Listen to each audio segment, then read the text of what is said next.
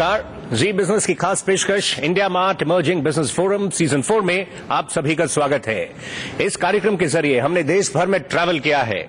SME क्षेत्र के तमाम टॉपिक्स को अलग अलग शहरों में टच करते हुए क्षेत्र की चुनौतियों को समझने और उन्हें एड्रेस करने का हमने प्रयास किया है। आज सीजन 4 के लास्ट एडिशन में हम मौजूद हैं कोलकाता में। आज की थीम है एसएमईज एंड टैक्सेशन। तो आज हम बातचीत करेंगे टैक्सेशन संबंधित तमाम पहलुओं पर विस्तार से, साथ ही एसएमईज के लिए स्पेस में किस तरह से सिंप्लीफिकेशन। आज सीजन 4 के लास्ट एडिशन में हम मौजूद हैं कोलकाता में। आज की थीम है एसएमईज एंड टैक्सेशन। तो आज हम बातचीत करेंगे टैक्सेशन संबंधित तमाम पहलुओं पर विस्तार से, साथ ही एसएमईज के लिए स्पेस में किस तरह से सिंप्लीफिकेशन हो सकता है इसका जायजा लेंगे। और अब ओपनिंग एड्रेस के लिए मैं इनवाइट करना चाहूंगा वी बालाकृष्णन साहब को, vice president marketing, Konica Minolta. Sir please to join us. Good evening, ladies and gentlemen. My career has spanned about 30 years in office automation industry across various brands. And throughout my career, what has amazed me is this particular sector. Even today, if you ask me, almost about 70% of our revenues come from SME segment. Today, we would like to continue. We have started on this journey in partnership with Z and others. It's primarily to how do we continue to reach out to you, how do we continue to understand how we can add value through our technology. We are in healthcare, whether it is digital imaging for whether we are not well, we would like to seamlessly connect to our hospital information system, or whether we want to build planetariums for your communities, or finally, we just make sure that you get your prints on time. We are here to be of help to you. Thank you very much for all the encouragement we have had with you all these years, and we look forward to being with you forever. Good, and have a nice evening. Thanks, Mr. Bala, for this opening address. और आइए अब हम अपने esteem panelist को invite करते हैं। आज का सेशन रहेगा टैक्सेशन पर। तो आइए सबसे पहले हम इनवाइट करना चाहेंगे, हमारे साथ मौजूद हैं संजय अग्रवाल साहब। संजय अग्रवाल साहब प्रेसिडेंट हैं एमसीसीआई। गुड इवनिंग संजय साहब, thank you for joining us. Siddharth Jain साहब, director of EY. Good evening mister Jain, शुक्रिया हमें ज्वाइन करने के लिए। मिस्टर असीम चावला, को founder and partner MPC legal. Thank you mister Chawla. Also joining us, Mr. Ajay Thakur, head of the Bombay Stock Exchange of SME Division. He's come from Mumbai for this event. Thank you, sir. हम अपने esteem panelist का, delegates का, सभी का शुक्रिया करना चाहेंगे, साथ ही व्यूअर्स का। और हम आपको ये भी बताना चाहेंगे अगर आप इसमें पार्टिसिपेट करना चाहते हैं ट्विटर के जरिए तो वो भी संभव है। आप अपनी क्वेरीज और सजेशंस हमें ट्वीट कर सकते हैं #EBF2014 पर। जो भी सजेशंस हैं या कुछ आप शेयर करना चाहते हैं, वील अवेट दैट। और आइए अभी हम शुरू करते हैं पैनल डिस्कशन। और आज की जिस तरह से थीम है taxation and SMEs, opening comments अपने पैनल से लेते हैं। संजय साहब, शुरुआत आपसे करेंगे। टैक्सेशन को लेकर तमाम तरह के इश्यूज रहते हैं और एंटरप्रेन्योर्स कई तरह की प्रॉब्लम्स फेस करते हैं, ऐसा उनका कहना है। आपको किस तरह से फीडबैक मिलता है? क्या कुछ वो आपके साथ शेयर करते हैं? आज के टॉपिक को आप किस तरह से एनालाइज करेंगे और जो आपका अनुभव है या जो फीडबैक है उसको किस तरह से रखेंगे? As a president of the chamber, मेरे पास बहुत से ऐसे लोग आते हैं जो कि एमएसएमई चलाते हैं, एंड आई फाइंड दैट इतनी प्रॉब्लम्स वो आदमी एक फेस करता है। अपनी जिंदगी की कमाई उसने जितनी भी एज ए प्रोफेशनल और as a small whatever from his father और parents he has brought in, और उसको जब लगा के वो चालू करता है, चालू करने के बाद उसे लगता है कि उसने क्या मोल ले लिया, लगता है कि शायद कोई गलती कर दी। Even I have pass through this problem actually very frankly, and to get even land matters done was a big problem. अब आपने काम किया, बिजनेस शुरू में कुछ अच्छा चला, फिर खराब चला, लेकिन उसके तुरंत बाद अब वैट वाले आपके यहाँ आ गए, कोई आपके यहाँ ट्रेड लाइसेंस वाला आ गया, या आपके यहाँ फायर लाइसेंस वाले आ गए, या आपके यहाँ लेबर कमिश्नर आ गया, आपके यहाँ पीएफ वाले आ गए। तो ये सबको भी पार करने के बाद जब साल भर बाद आप कुछ कर लेते हैं तो प्रॉब्लम चालू होती है टैक्स की। और आपको गवर्नमेंट ने प्रॉमिस किया है कि वो कुछ वैट आपको रिफंड करेंगे या कुछ इलेक्ट्रिसिटी ड्यूटी रिफंड करेंगे। उसमें काफी लंबा समय लगता है, एंटरप्रेन्योर्स कहते हैं काफी डिले होती है और उस वजह से उनका जो कैश फ्लो है उस पर भी इम्पैक्ट होता है। उसके और कई पहलू हैं, कई बार डिलेड पेमेंट्स हैं, इस तरह से रिफंड में देरी है, ये तमाम पहलू सब क्लब करके जो एक लाइफ एंटरप्रेन्योर की वो काफी मुश्किल कर देते हैं। बहुत मुश्किल है। सबसे ज्यादा प्रॉब्लम तो कैश फ्लो की है जी। आपको यदि कोई सब्सिडी मिलने वाली वो नहीं मिलती है, आपको लोन मिलने वाला है वो नहीं मिलता है, और टैक्स आपने जितना सोचा रिफंड मिल जाएगा या आपको क्रेडिट मिल जाएगा वो नहीं मिलता है। So tax is the biggest problem I am telling you. Okay, Sanjay साहब ये बता सकें, आपने जैसे कहा टैक्स बड़ी प्रॉब्लम है, अब सेंट्रल गवर्नमेंट में भी अगर हम देखें इलेक्शन से पहले, इलेक्शन कैंपेन के दौरान इस बात को समझा और उन्होंने इसको कोट अनकोट टैक्स टेररिज्म कहा। इसको एड्रेस करने के लिए, इस टैक्स टेररिज्म को एंड करने के लिए किस तरह के स्टेप्स क्या आप उम्मीद कर रहे हैं? देखिए, एक तो अभी इस गवर्नमेंट को खाली 2 महीने हुए हैं, so I don't say that they will be able to इतनी जल्दी सब कुछ सोल्व कर देंगे जी। लेकिन अभी मैंने पेपर में पढ़ा कि उन्होंने जितने भी इनकम टैक्स के कमिश्नर से उनको बुलाया और उनको ये कहा कि जितनी भी ब्लैक मनी पूरी कंट्री में है आप अपनी जी जान लगा दीजिए और पूरी ब्लैक मनी को अनर्थ करना है। अब यदि आप उस ब्लैक मनी को अनर्थ करने जाएंगे तो कुछ तो जो एक्चुअल गलत लोग हैं आप उनको पकड़ेंगे, लेकिन बहुत से उस नेट में ऐसे भी लोग आ जाएंगे जो कि एक्चुअली ब्लैक मनी नहीं है लेकिन उस चक्कर में फंस जाएंगे। सिद्धार्थ साहब, ओपनिंग कमेंट्स आप बताएं। अभी इनिशियल डेज हैं गवर्नमेंट के, बजट एक डायरेक्शनल था, एक दिशा दिखाई गई है, उससे कुछ इंडिकेशंस मिले हैं और बजट के बाद भी, बजट के बाहर भी काफी स्टेप्स लिए जाते हैं और लिए जाएंगे जिस तरह से गवर्नमेंट ने कहा है। वो स्टेप्स क्या हो सकते हैं? लॉ एक नहीं है, लॉ बहुत है। आप अगर बिजनेस सेटअप करते हैं तो पहले दिन आपको है कि आप ट्रेड लाइसेंस लेके आइए, शॉप एस्टैब्लिशमेंट एक्ट में रजिस्ट्रेशन करवाइए। उसके बाद हम आपको वैट रजिस्ट्रेशन देंगे।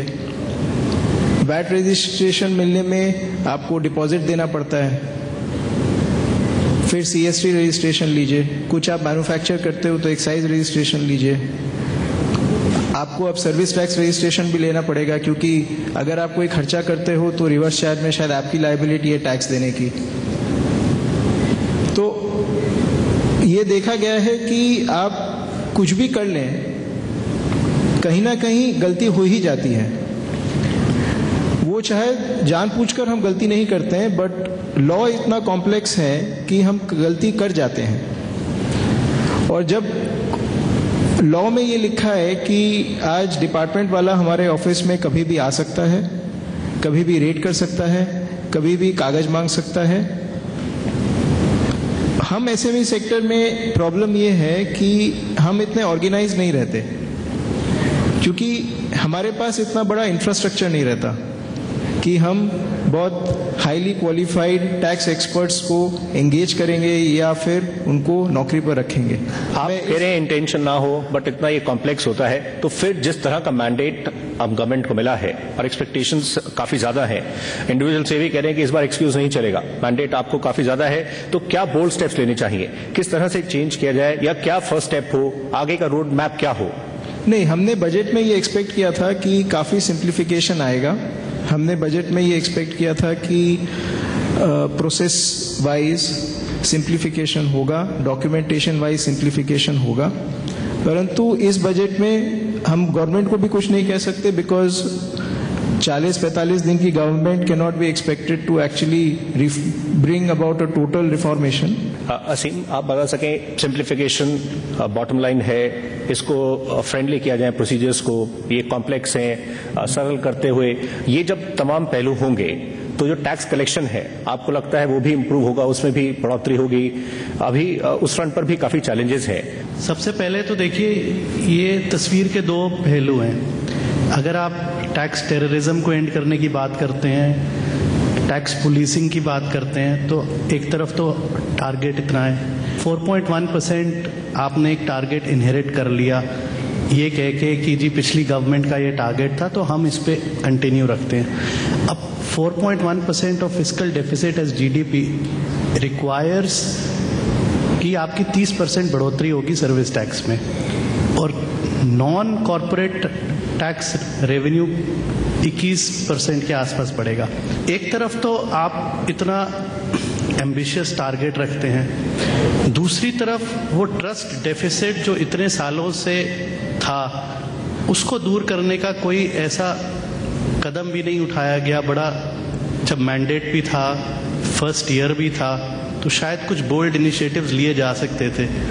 आज की तारीख में सबसे बहुत जो अहम बात वो है कि इनकम टैक्स या टैक्स डिपार्टमेंट की बात करें, इनडायरेक्ट टैक्स, डायरेक्ट टैक्स की बात करें, क्या कॉन्फिडेंस टैक्स पेयर को है टैक्स अथॉरिटीज पे कि साहब ये गलती हो गई है? क्या आज की डेट में हमारे पास इतना कॉन्फिडेंस है कि हम जाके टैक्स अथॉरिटीज के पास? आप ये बता सकें फिर ये जो एंटरप्रेन्योर्स कंप्लेंट करते हैं हैरेसमेंट की, उसको लेकर आप क्या कॉन्क्रीट कहना चाहते हैं? कैसे उसको लेकर मूव करना चाहिए ताकि एक मैसेज जाए? मैसेज होना चाहिए लाउड एंड क्लियर है। आप टैक्स पॉलिसी और टैक्स एडमिनिस्ट्रेशन एक डेवलपिंग कंट्री में सिक्के के दो पहलू नहीं हो सकते। हमारी कंट्री को एक अच्छा टैक्स एडमिनिस्ट्रेशन चाहिए, वही अच्छी टैक्स पॉलिसी है। अगर ग्राउंड लेवल पे टैक्स कलेक्टर ये कहे कि साहब मेरे पास तो टारगेट है और मुझे तो ऊपर जवाब देना है, और उधर नॉर्थ ब्लॉक से आवाज आए कि नहीं, we want to have non adversarial approach, ये कैसे मुमकिन है? कैसे ये हो पाएगा? पिछले 2 साल के स्टैटिस्टिक्स देख लीजिए। सर्च ज्यादा हुई इस कंट्री में, बिल्कुल। सर्वे ज्यादा हुई, बिल्कुल। आम व्यापारी तंग हुआ, बिल्कुल।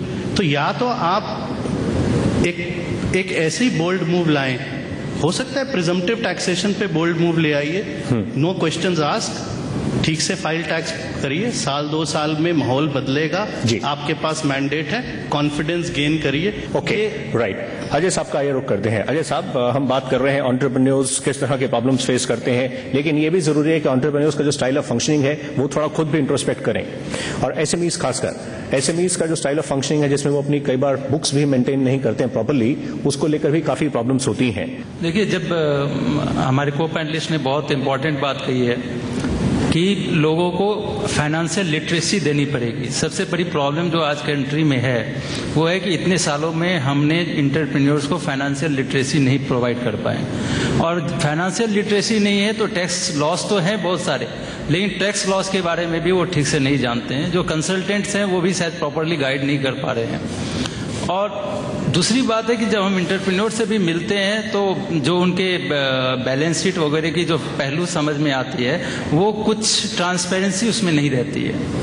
तो सिर्फ गवर्नमेंट को ब्लेम करना या सिर्फ टैक्स अथॉरिटीज को ब्लेम करना और एंटरप्रेन्योर्स को नहीं ब्लेम करना, ये चीजें थोड़ी जो है। आप ये बता सकें, जो प्रोफेशनल्स उनको गाइड करते हैं उनका रोल भी बहुत इंपॉर्टेंट है, उनको किस तरह से बढ़ना चाहिए, कैसे मेंटेन करना चाहिए, क्या बेनिफिट्स हैं, वो किस तरह से उनका हमारे ख्याल से तो सबसे ज्यादा इंपॉर्टेंट बात यह है कि जो भी मोस्टली एंटरप्रेन्योर्स जो होते हैं वो टेक्नोक्रेट्स होते हैं। उनको इतनी फाइनेंशियल टैक्स लॉज और ये जो वेरियस गवर्नमेंट की टाइम टू टाइम जो गाइडलाइंस आती रहती है उसके बारे में उनको इतनी परख नहीं होती है। तो जो फाइनेंशियल कंसल्टेंट्स हैं उनको ये देखना चाहिए कि वो बराबर हैंड होल्डिंग कर सके एंटरप्रेन्योर। ओके, हम आपसे बातचीत जारी रखेंगे। फिलहाल वक्त ब्रेक का है। इमर्जिंग बिजनेस फोरम जारी रहेगा, हम जल्द ही लौटते हैं। हर कंपनी की स्पोक्स पर्सन जो होता है वो बैलेंस शीट या पीएल अकाउंट होता है। अब आपने बैलेंस शीट को प्रॉपर बना के रखा है, आप टैक्स प्रॉपरली टाइम पे कर रहे हैं, तो मेरे ख्याल से आपकी सारी चीजें जो है खुद ब खुद ट्रैक पे चली जाती है।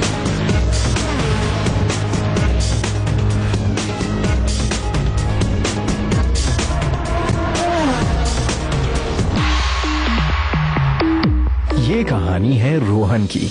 उसे बनानी थी एक शर्ट, पर ना थे उसके पास बटन्स, ना थ्रेड, ना फैब्रिक, ना callers.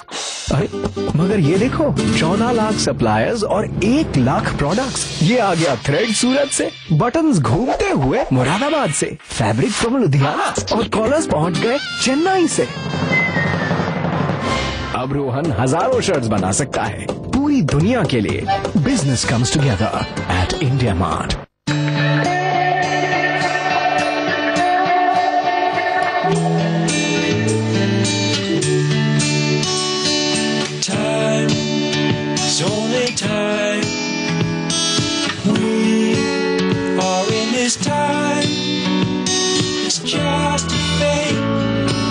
When your business has to move faster, we're the engine that helps it accelerate.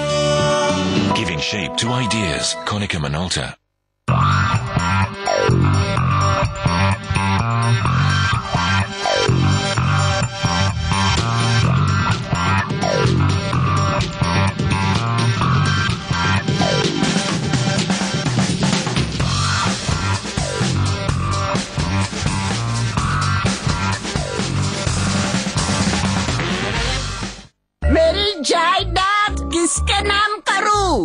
मुझे क्या पता।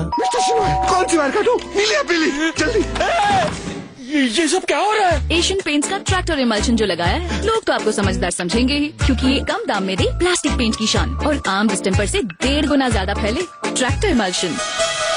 जिंदगी को गियर अप करना जरूरी है, पर एक्सेलरेशन के पहले आता है डिटर्मिनेशन। अगर गिरने से डरोगे तो फिर कैसे उड़ोगे? तो निकल पड़ो कहीं दूर मेरे साथ, दूर इस शोर से, नोट, मीटिंग्स और रिमोट से। Take part in my mission and experience India like a true rider. Mission 10,000 kilometre, क्योंकि 2 पहिए सिर्फ बाइक पार्क करने के लिए नहीं होते। Initiative by Yamaha and Zignition. Healthcare partner Saket City Hospital.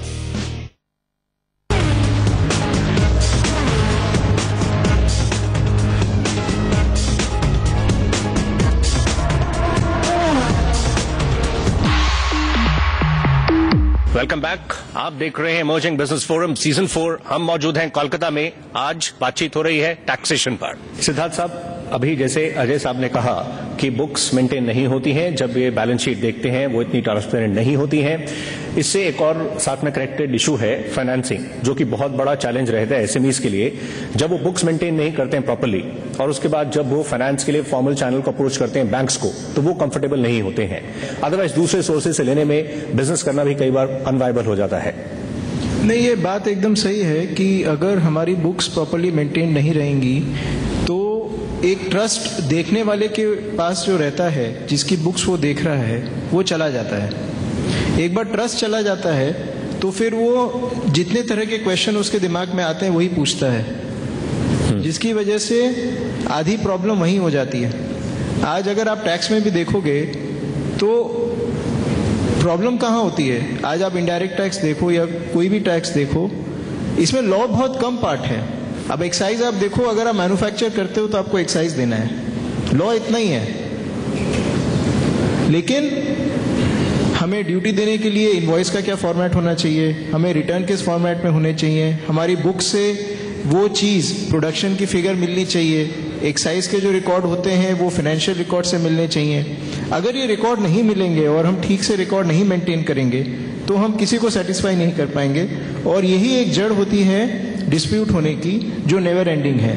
Okay, Hasim साहब, आप किस तरह के ट्रेंड्स देख रहे हैं? आपने कुछ ऐसे गैदर किया हो, ट्रेडिशनल स्टाइल में जो था उसमें इश्यूज थे क्या? न्यू जनरेशन अलग से सोच रही है? नहीं सौरभ, बहुत चेंज आया है over the period of time, और कंप्यूटराइजेशन ने और आईटी इनेबल्ड प्लेटफॉर्म ने काफ़ी चेक्स एंड बैलेंसेस और एफिशिएंसी सिस्टम में ले आए हैं। थिंक जिन सिचुएशंस के लिए आपको प्री कंप्यूटराइजेशन ईरा में खूब समय लगता था, वो अब चीज़ें बड़ी सिंप्लीफाइड हो गई हैं।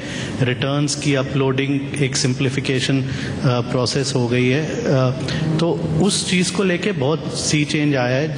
जो नए एंटरप्रेन्योर्स हैं उनका भी background awareness is of the highest order, but at the same time जो प्रीमिसी है, जो सबसे इम्पोर्टेंट मूल रूप से बात है जो सिद्धार्थ ने भी कही, कि आपकी बुक्स ऑफ अकाउंट्स ऐसी हों कि आपको कोई हेजिटेंसी ना हो, कोई अथॉरिटी आए। संजय साहब, आप बता सकें, आप भी एडमिट करेंगे ये प्रॉब्लम होती है एंटरप्रेन्योर्स को अगर ग्रो करना है तो उनको ये जो अपनी स्ट्रैटेजी है, जो अपनी रणनीति है, उसको रीथिंक करना पड़ेगा, रिविजिट करना पड़ेगा। हम कर क्या रहे हैं, हमें कैसे आगे बढ़ना होगा? आप अपना कुछ अनुभव शेयर कर सकें। मैं अपनी एक कहानी सुनाता हूं कि जब हमने बिजनेस स्टार्ट किया तो जरूर हमने भी कुछ न कुछ बदमाशियां, कुछ न कुछ गलतियां की, और मैं बात करता हूं आज से 15, 17, 20 साल पहले की।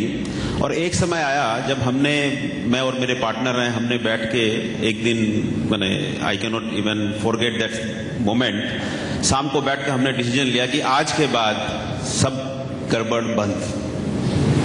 यानी उस दिन ये था कि 32% सेंट्रल एक्साइज ड्यूटी थी और 14-15% सेल टैक्स था और 4 से 6% ऑक्ट्रॉय था।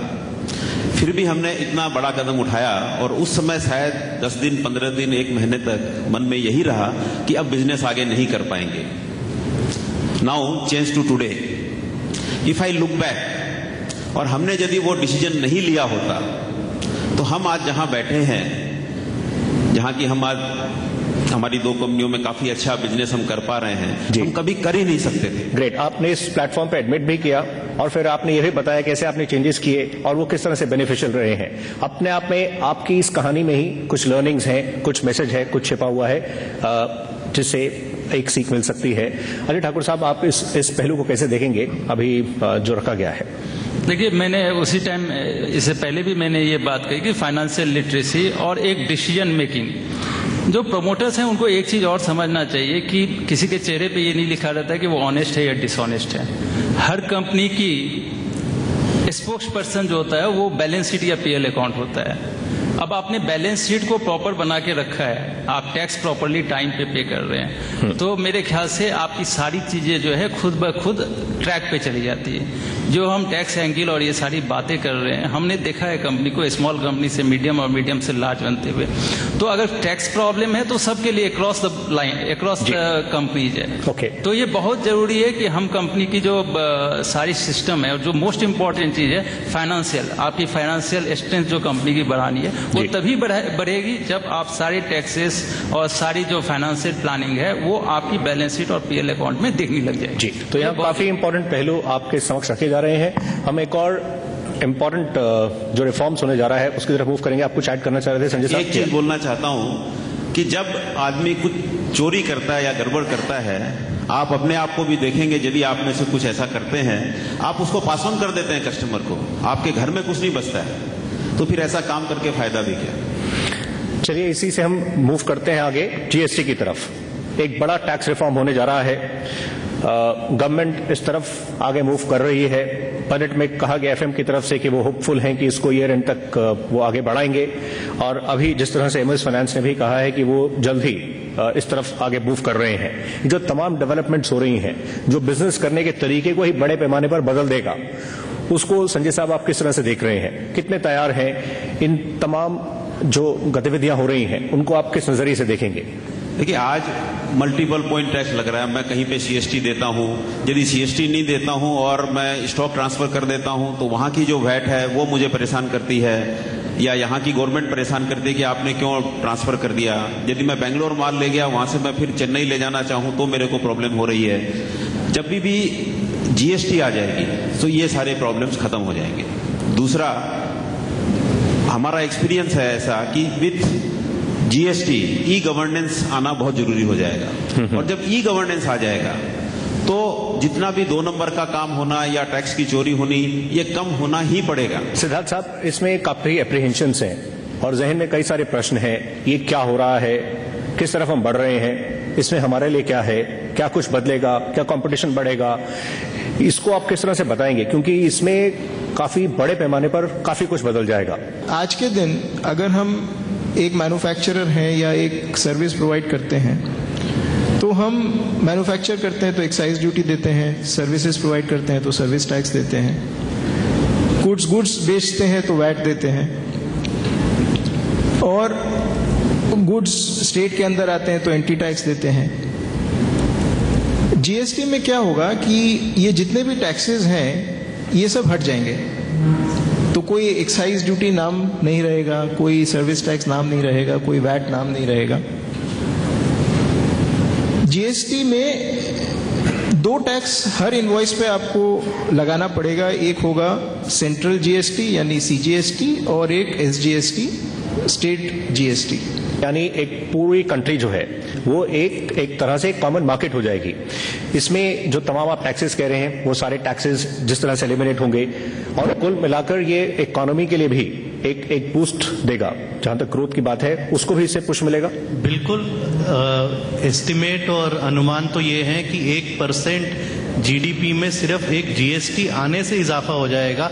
इसकी एफिशिएंसी इतनी होगी और इसकी टैक्स कलेक्शन, जैसे अभी संजय भाई ने भी जिक्र किया है, ओवरऑल इसकी एफिशिएंसी कंट्री के लिए इतनी होगी कि हमारे को सिर्फ शायद इस एक जीएसटी की वजह से 1% जो भारतवर्ष की पूरी टोटल कलेक्शन है उसमें, कमाई में 1% का इजाफा हो जाएगा। और एक और जो पहलू है, इससे सेंट्रल और स्टेट के ये सारी डेलिब्रेशंस हो जाएं और जीएसटी आ जाए, इसमें इसका एक सबसे बड़ा पॉजिटिव अल्टीमेट आउटकम होगा दस relationship between centre and state, जो आज की तारीख में एक डामाडोल है। फिलहाल वक्त एक और ब्रेक का है। कुछ ही देर में ट्विटर के जरिए जो सवाल आ रहे हैं उनको हम शामिल करते हैं। इमर्जिंग बिजनेस फोरम जारी रहेगा। देखिए, हैरेसमेंट जहां तक सवाल है, ये तो गवर्नमेंट के ऊपर डिपेंड करेगा। दुकानदार माल बेचे, पैसे मंगाए, अपने कस्टमर को संभाले कि सेल टैक्स अथॉरिटी जब आती है उसको संभाले।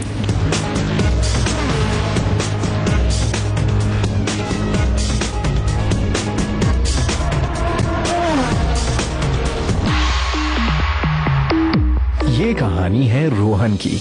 उसे बनानी थी एक शर्ट, पर ना थे उसके पास बटन्स, ना थ्रेड, ना फैब्रिक, ना कॉलर्स। अरे मगर ये देखो, 14 लाख सप्लायर्स और 1 लाख प्रोडक्ट्स। ये आ गया थ्रेड सूरत से, बटन्स घूमते हुए मुरादाबाद से, फैब्रिक फ्रॉम लुधियाना और कॉलर्स पहुंच गए चेन्नई से। अब रोहन हजारों शर्ट्स बना सकता है पूरी दुनिया के लिए। Business comes together at India mart.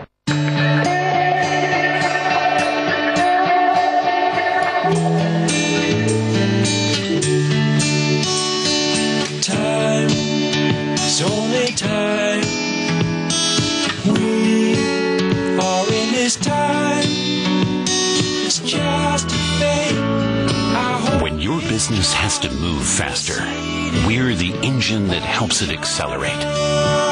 Giving shape to ideas, Konica Minolta. ज्यादातर लोग तभी निवेश करते हैं जब उनके पास एक बड़ी रकम होती है। पर क्या आप जानते हैं, हर महीने सिर्फ 1000 रुपए भी निवेश किए जा सकते हैं।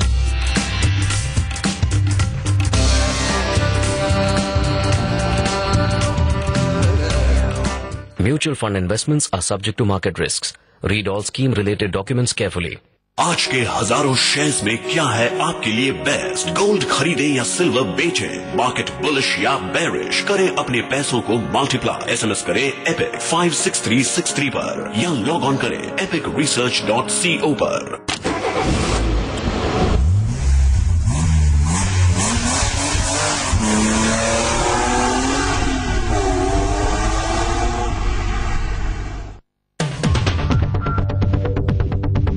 बाजार का लाइव हाल और बाजार में मुनाफे की कॉल।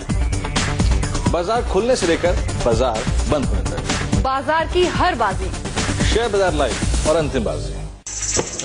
बोल स्टैंड बोल, बालकनी बोल, single screen multiplex, Khan Kapoor Bachchan बोल, ड्रामा कॉमेडी एक्शन बोल, गॉसिप लिंक स्कैंडल बोल, आरआर पैरेलल कमर्शियल बोल धंधा बोल, कलेक्शन बोल बॉलीवुड में जो मांगता वही बोल। ये अपन का बॉक्स ऑफिस सैटरडे संडे जी बिजनेस पर क्या बोलता है। चंद लकीरों की समझ से आप बाजार की चाल समझ सकते हैं, आंकड़ों का आंकलन कर सकते हैं, टारगेट और स्टॉप लॉस तय कर सकते हैं, अपना मुनाफा मैक्सिमाइज कर सकते हैं।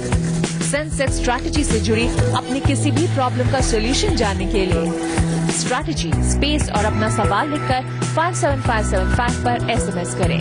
देखिए सेंसेक्स स्ट्रैटेजी हेल्पलाइन सोमवार से शुक्रवार दोपहर 12 बजे। प्रायोजक हैं fiat life, just become more interesting.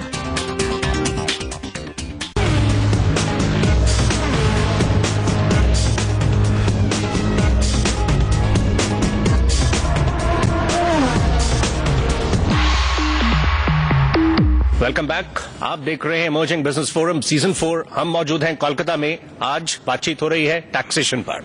Okay, Ajay साहब ये बता सकें आप, जहां तक हम जीएसटी की बात कर रहे हैं, इस पूरे जीएसटी मॉडल में इंफॉर्मेशन टेक्नोलॉजी जो है वो बहुत बड़ा रोल प्ले करने वाली है। मतलब ये किस तरह से रन होगा, ये एडमिनिस्टर किस तरह से होगा, ये जीएसटी नेटवर्क की बात हो रही है, हम कितने प्रिपेयर्ड हैं?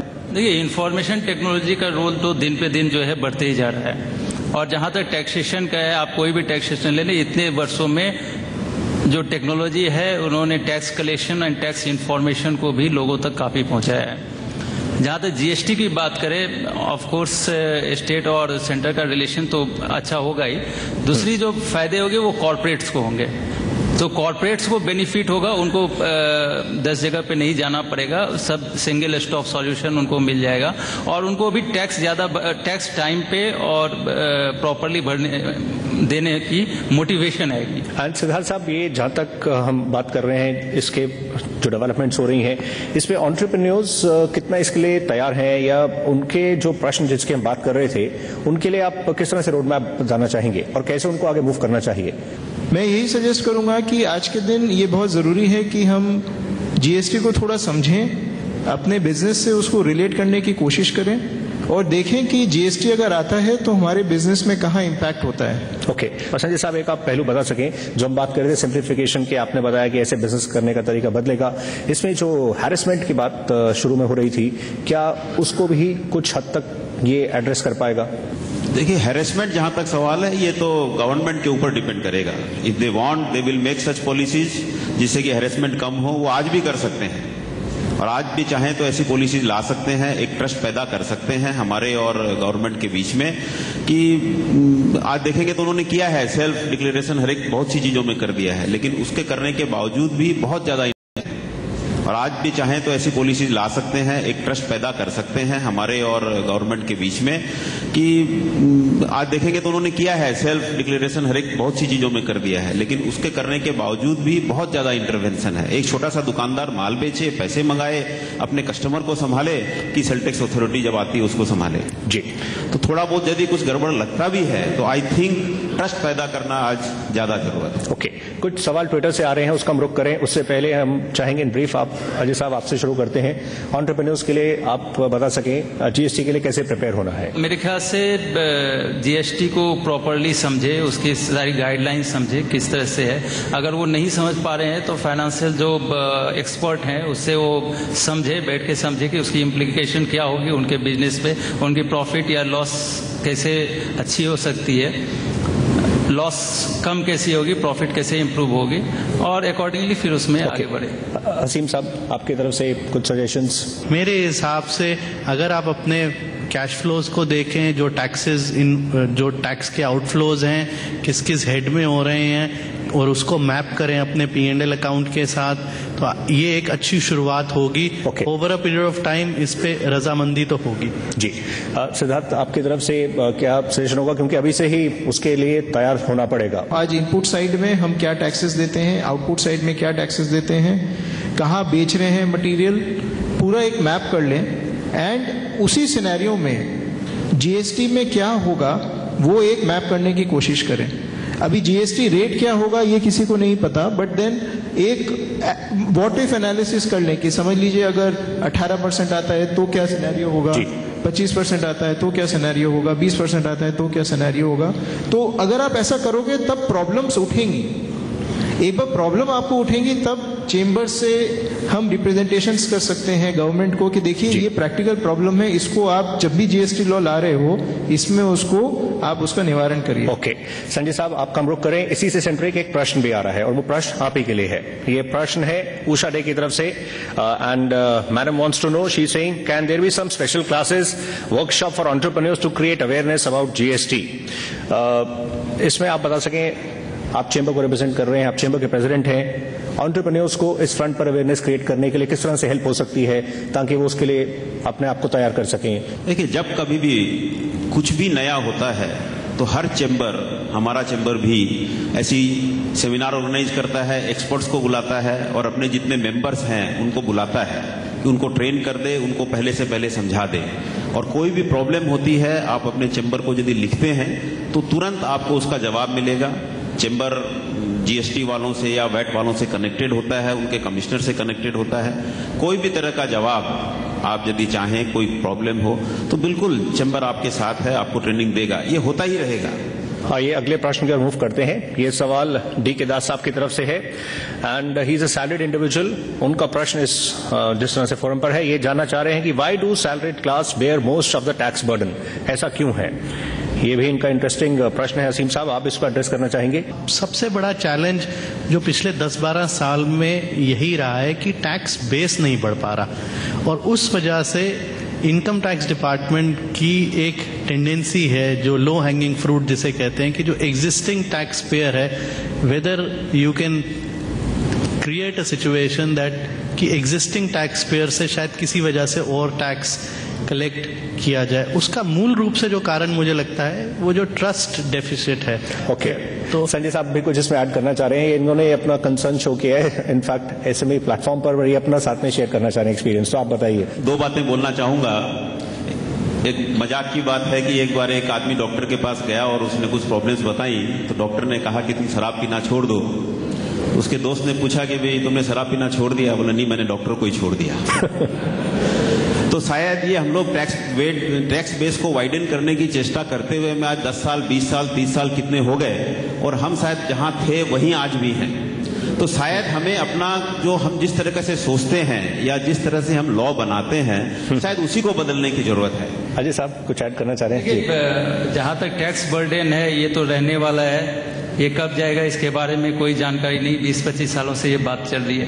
लेकिन जो सबसे ज्यादा इम्पोर्टेंट बात है कि आप उसको जो है फ्रूटफुल रिसोर्सेस में कैसे आप उसको कन्वर्ट करके उस पर आप ज्यादा से ज्यादा उस इन्वेस्टमेंट को, जो इन्वेस्टमेंट आपको रिटर्न दे सके, उस तरफ वो आप अपने इनकम को कैसे डाइवर्ट कर सके, ताकि आपकी जो पैसे है वो आपको ज्यादा से ज्यादा रिटर्न दे सके। ये आपके लिए अगला प्रश्न भी आ रहा है। आप लिस्टिंग की बात कर रहे थे, दिव्या जैन जी का अगला प्रश्न है, एंड वो जानना चाह रहे हैं, how can listing be helpful for startups?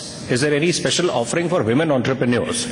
अच्छा, इसमें बजट में काफी अनाउंसमेंट्स हुई हैं, लिस्टिंग में ब्रांडिंग है, विजिबिलिटी है, इसमें कॉर्पोरेट गवर्नेंस को भी पुश मिलता है, लेकिन ये ओवरऑल जो इनका प्रश्न है स्टार्टअप्स के लिए खासकर और विमेन एंटरप्रेन्योर्स इन पर्टिकुलर ये पूछ रहे हैं। जहां तक बीएससी की का सवाल है, हम लोग जेंडर न्यूट्रल है, लेवल प्लेइंग फील्ड है, तो हम सबको अलाउ करते हैं। हम तो कहते हैं भाई वुमेन और मैन दोनों हमारे लिए इम्पोर्टेंट है।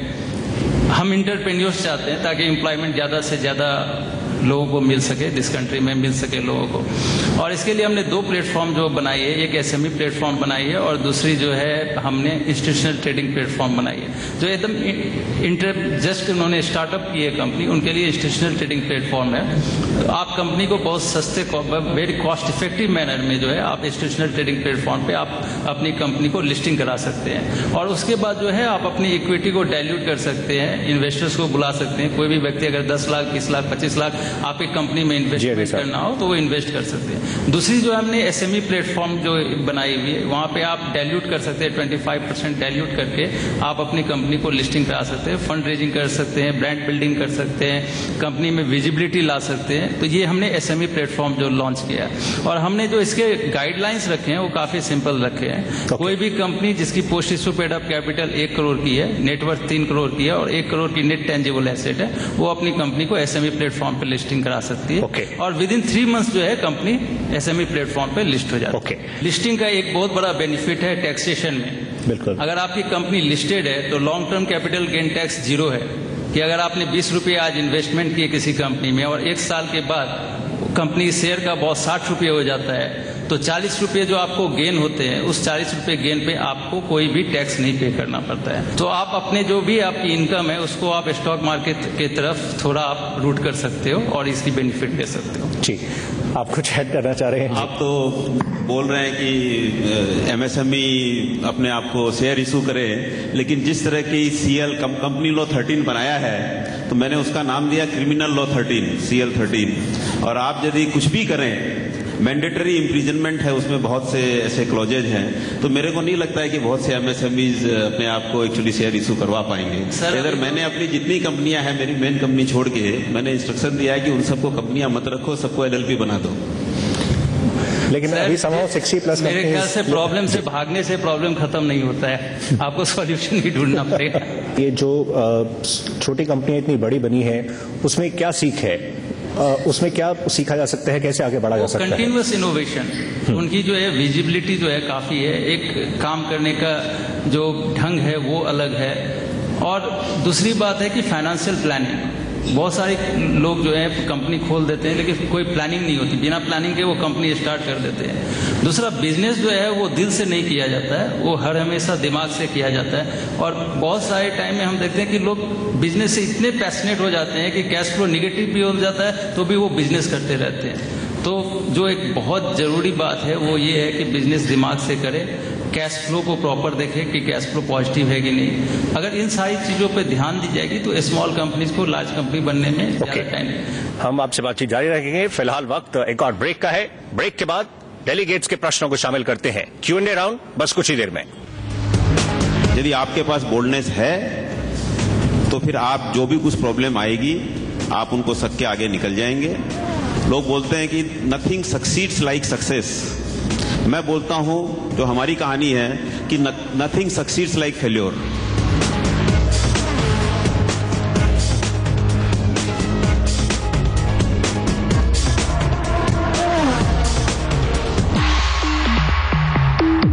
ये कहानी है रोहन की।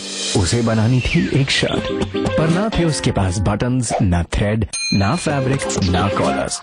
अरे मगर ये देखो, 14 लाख सप्लायर्स और 1 लाख प्रोडक्ट्स। ये आ गया थ्रेड सूरत से, बटन्स घूमते हुए मुरादाबाद से, फैब्रिक फ्रॉम लुधियाना और कॉलर्स पहुंच गए चेन्नई से। अब रोहन हजारों शर्ट्स बना सकता है पूरी दुनिया के लिए। Business comes together at India mart.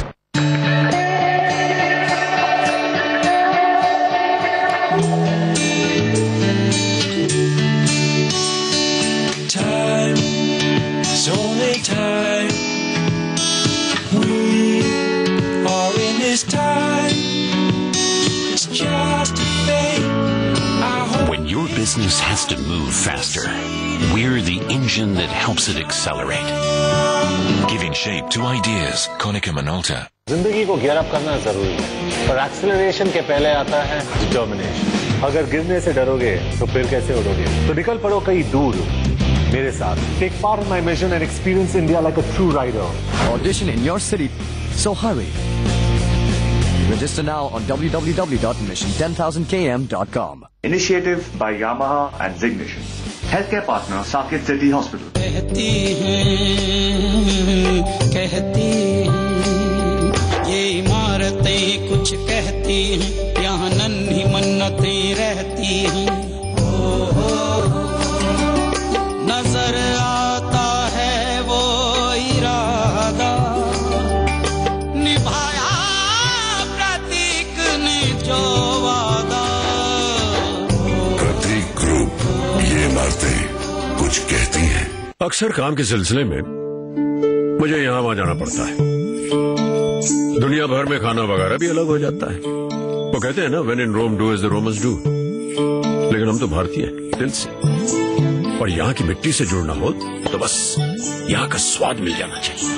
और यहाँ का स्वाद मिल जाता है इन ताजे रसीले फलों में, अपनी मिट्टी, अपने नासिक, अपने महाराष्ट्र के अंकुरों में। क्या कहना है इनका। गुच्छों में प्यार का रस भर देते हैं यहाँ के किसान।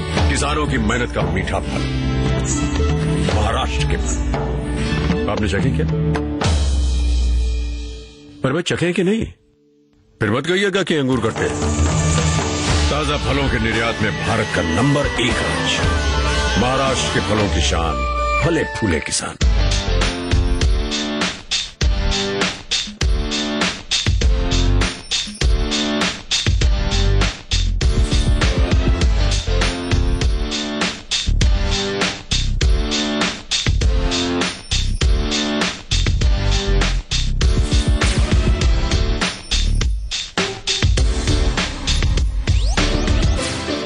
Mutual fund investments are subject to market risks.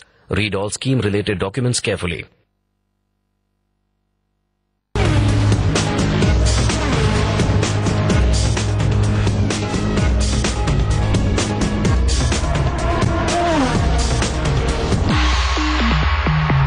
Welcome back. Emerging business forum आप देख रहे हैं। हम मौजूद हैं कोलकाता में। जायजा लिया जा रहा है टैक्सेशन पर, और आइए अब डेलीगेट्स के प्रश्नों को शामिल करें। असीम साहब, बजट में एंटरप्रेन्योरशिप को बूस्ट देने के लिए कई सारे स्टेप्स लिए गए थे। स्टार्टअप्स पर काफी फोकस भी रहा है। आप ये बता सकें, इन चुनौतीपूर्ण एनवायरमेंट में अगर एंटरप्रेन्योर्स आगे आना चाहते हैं तो टैक्स फ्रंट पर ये इनिशियल ईयर्स में स्टार्टअप्स को और किस तरह से टैक्स फ्रंट पर राहत दी जा सकती है? आप इंटरनेशनल एक्सपीरियंसेस की बात करें, Japan, Taiwan, Colombia, United States, ऐसी अगर हमारी एक धारणा है कि वहाँ पर तो सिर्फ बड़ी बड़ी कंपनी वॉलमार्ट, स्टारबक्स या जो बड़े बड़े नाम हैं ऐसे ही होते हैं, ऐसा नहीं है। एसएमई क्षेत्र का कंट्रीब्यूशन उन इकोनॉमीज में भी काफ़ी महत्वपूर्ण है और काफ़ी महत्वपूर्ण रहा है। उसको अगर आप इंडिया के नज़रिए से देखें, अभी सर्विसेज सेक्टर की बात करी, 30% के करीब कंट्रीब्यूशन सर्विस सेक्टर का है। About 37-38% contribution India's national GDP comes from SME. 30% के करीब एक्सपोर्ट और एम्प्लॉयमेंट को है। तो एक बहुत बड़ा कंट्रीब्यूशन है एसएमई का। और ग्लोबल एक्सपीरियंसेस को देखें तो जितनी टेक्नोलॉजिकल एडवांसमेंट जापान और ताइवान में 90s में, अगर आपको याद हो, सब कुछ मेड इन ताइवान ऐसा एक लगता था, तो वो सारा एसएमई ही है। और कैसे ये एसएमईज बड़ी बनी, यू हैव टू एक रैशनल थिंकिंग, प्रॉपर प्लानिंग, और जितनी भी स्टडीज हुई उन्होंने अल्टीमेटली यही कंक्लूड किया कि एसएमईज को दो किस्म के चैलेंजेस होते हैं। एक सिस्टम चैलेंज जो ओवरऑल मैक्रो इकोनॉमिक सिस्टम है, जैसे अभी संजय भाई ने नया कंपनीज एक्ट बताया कि ये एक नया चैलेंज हो सकता है। और कुछ जो हैं वो ऑर्गेनाइजेशनल चैलेंजेस हैं, जो बड़े अभी ठीक से बताया कि ऑर्गेनाइजेशनल चैलेंज क्या है, poor financial planning, failure of SMEs or SMEs not graduating to a higher level। 3 or 4 big challenges, जो 3 या 4 मूल रूप से बातें हैं, फाइनेंशियल प्लानिंग या फाइनेंशियल डिसिप्लिन या पुअर प्लानिंग। Second HR। हर एक कोई SME शुरू में वो खुद ही सेल्स, मार्केटिंग, HR, फाइनेंशियल, वो बड़े सारे हैट पहनता है, मल्टी डिसिप्लिनरी होता है। बट जैसे जैसे ग्रो करता है उसको वो एक्सपर्टीज HR में भी चाहिए, उसको वो एक्सपर्टीज फाइनेंस में भी चाहिए, वो उसको एक्सपर्टीज इंफॉर्मेशन टेक्नोलॉजी में भी चाहिए, वो एक्सपर्टीज उसको स्किल में भी चाहिए, और वही एक्सपर्टीज उसको बिजनेस डेवलपमेंट में भी चाहिए। बट एक स्टेज के बाद हम शायद ये नहीं रियलाइज कर पाते कि शायद वो एक स्टेज आ गई है, अब मेरे को स्पेशलिस्ट की जरूरत है, अब एज अ जनरलिस्ट मैं वो काम नहीं कर सकता। फेलियर ऑफ एसएमईज में सेकेंड कारण फाइनेंशियल के बाद HR बताया गया है। और थर्ड IT स्किल या रिसर्च डेवलपमेंट। आप उसी एक स्केल में, उसी दायरे में, उसी पेरिफेरी में आप कई सालों से काम कर रहे हैं। वाई हो सकता है, जैसे ओपनिंग एड्रेस में हमने सुना कि कितना इंपॉर्टेंट है साइंस, टेक्नोलॉजी और अगर एंटरप्रेन्योर्स के पास रिसोर्सेज एक चैलेंज रहता है, रिसर्च ग्रोथ के लिए जरूरी है, अगर वो रिसर्च पर कुछ इन्वेस्ट करते हैं या इनफैक्ट टेक्नोलॉजी की तरफ मूव करते हैं, तो क्या थोड़ा और इंसेंटिवाइज होना चाहिए किसी फॉर्मेट में? उस तरह गवर्नमेंट को सोचना चाहिए। If you look at the current situation of our country, एक ऐसी स्थिति ना हो जाए कि इंडिया सिर्फ मैनेजर ही बनाए और सारी टेक्नोलॉजी हम इंपोर्ट करें। और जिस तरह के आंकड़े आप नजर आते हैं, हम जब छोटे होते बड़े हुए कि सबसे बड़ा इंडिया का ड्रॉबैक था कि हमारे पास ऑयल नहीं है, जो डॉलर है, करंट अकाउंट डेफिसिट है, वो सब डॉलर ऑयल में चला जाता है। बट हाल की घड़ी देखिए, जिस तरह से हालात चलते रहे तो हमारी नॉन ऑयल इंपोर्ट ऑयल से ज्यादा हो जाएगी। यानी कि वॉशिंग मशीन से लेकर व्हाइट गुड्स से लेकर हम सब तमाम चीजें हम इंपोर्ट करने लगेंगे। और जब तक स्किल, रिसर्च एंड डेवलपमेंट नहीं होगी, वैल्यू एडिशन नहीं होगी। इन्होंने की पूरी पिक्चर कंप्लीट रखने की कोशिश की है। तो हम सिद्धार्थ आपका रुख करना चाहेंगे, आप बता सकें, इनफैक्ट अगर हम टैक्सेशन की बात करें और इंडिया स्टोरी को पिछले दिनों जो ट्रैक से उतरी या हिट लगा, उसमें एक बड़ा रीजन ये भी था कि ये जो टैक्स पूरा एनवायरमेंट था वो काफी अनप्रेडिक्टेबल रहा था। अब इनफैक्ट ये आप कैसे देखना चाहेंगे, किस तरह के मैसेज आने चाहिए गवर्नमेंट की तरफ से? गवर्नमेंट ने बहुत पॉजिटिव मैसेज दिए इसके बारे में कि कोई भी रिट्रोस्पेक्टिव टैक्स वो नहीं लाना चाहेंगे। और एक टैक्स सर्टेनिटी की बात की है गवर्नमेंट ने कि भाई आप आज जो स्टैंड लेते हो वो ऐसा नहीं होगा कि 5 साल के बाद उसको एक अमेंडमेंट ला दिया जो 15 साल पुराना है एंड आपने जो सोचा था सब खत्म हो गया। तो एक टैक्स सर्टेनिटी की बात गवर्नमेंट ने की है। और गवर्नमेंट ने ये भी कहा है कि पास्ट में जो भी केसेस चल रहे हैं उनको एक पैनल बनाया गया है, एक कमेटी बनाई गई जो देखेगी, एंड कोई भी अगर पुराना केस अमेंडमेंट आता है तो वो हर अमेंडमेंट को स्पेसिफिक तरीके से देखा जाएगा। तो ये tax certainty is something which is there, and government ने ये बहुत पॉजिटिव मैसेज दिया है सबको कि हम कुछ भी ऐसा नहीं करेंगे कि आपके लिए एक सरप्राइज हो। ओके संजय साहब, चलते चलते फिर एसएमईज जिस तरह से उनका कंट्रीब्यूशन कई सारे फ्रंट्स पर बहुत महत्वपूर्ण है, अर्थव्यवस्था की वो बैकबोन है, तो फिर ये जो बात हो रही थी अच्छे दिनों की, क्या आपको लग रहा है वो आएंगे? देखिए, ये तो हम लोग सबको ही सोच रहे हैं और मेरे हिसाब से जरूर आएंगे। मोदी जी की जो बैकग्राउंड है और जिस तरह का उन्होंने गुजरात में किया है, जरूर कुछ न कुछ ऐसा कमाल, कुछ न कुछ नई चीज, कुछ नई विचार जरूर आएंगे। और मैं जाते जाते एक बात और बोलना चाहता हूं कि देखिए, स्पेसिफिक इंस्ट्रक्शन और स्पेसिफिक सजेशंस तो आप हमारे पास चैम्बर में आइए एमसीसी में, और आपको कोई भी तकलीफ हो तो हम आपका साथ देंगे। लेकिन एक बात जो मैंने अपने 25-30 साल के कैरियर में सीखी है कि एंटरप्रेन्योर को एक ही चीज चाहिए, वो है बोल्डनेस। यदि आपके पास बोल्डनेस है तो फिर आप जो भी कुछ प्रॉब्लम आएगी आप उनको सक के आगे निकल जाएंगे। लोग बोलते हैं कि नथिंग सक्सीड्स लाइक सक्सेस। मैं बोलता हूं जो हमारी कहानी है कि nothing succeeds like failure, because हम कभी भी फेल्योर से डरे नहीं, बार बार फेल्योर होते रहे, लेकिन उसी फेल्योर को जब हम कछुए की तरह धीरे धीरे चलते रहे तो वो वापस सक्सेस में कन्वर्ट हो गया। चलिए, इसी नोट पर हम आप सभी का शुक्रिया करना चाहेंगे पार्टिसिपेट करने के लिए। बहुत बहुत धन्यवाद। आइए हम डेलीगेट्स का रुख करेंगे।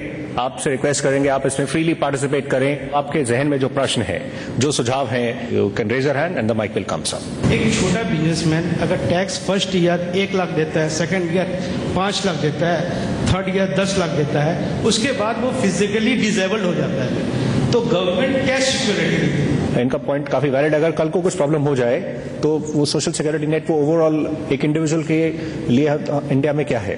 थॉमस पिक्टे ने अभी एक बड़ी जबरदस्त एक उनकी किताब है, बड़ी पॉपुलर हुई है, कैपिटल इन 21st सेंचुरी।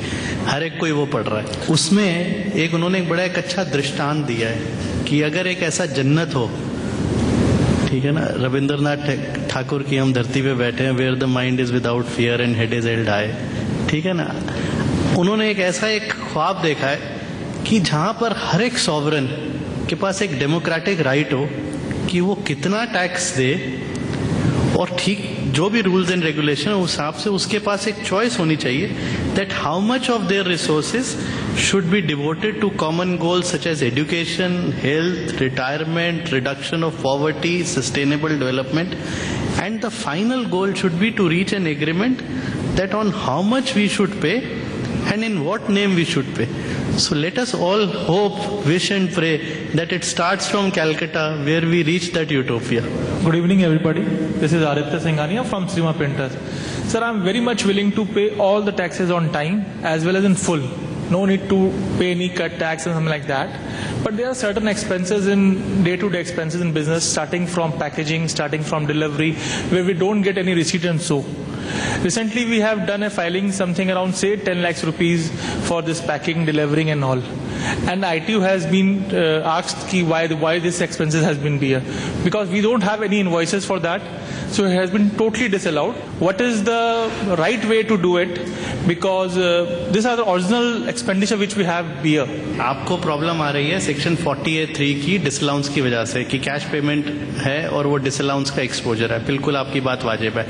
अगर आप इसको प्रूव कर सकते हैं कि वही पैकेजिंग वाला जिससे आप काम करते हैं उसके पास और कोई तरीका नहीं है पैसे लेने का, then you should maintain your stand and then do not get swayed away with the real temptations of this practical world. क्या तो आप उससे ऐसे आदमी को अपना वेंडर रखें जो आपको बिल दें, और गवर्नमेंट का सिस्टम है एक पर्टिकुलर अमाउंट के बाद आप कैश पेमेंट नहीं कर सकते, तो इन लॉ आप वहां पर you are caught and you can not do much.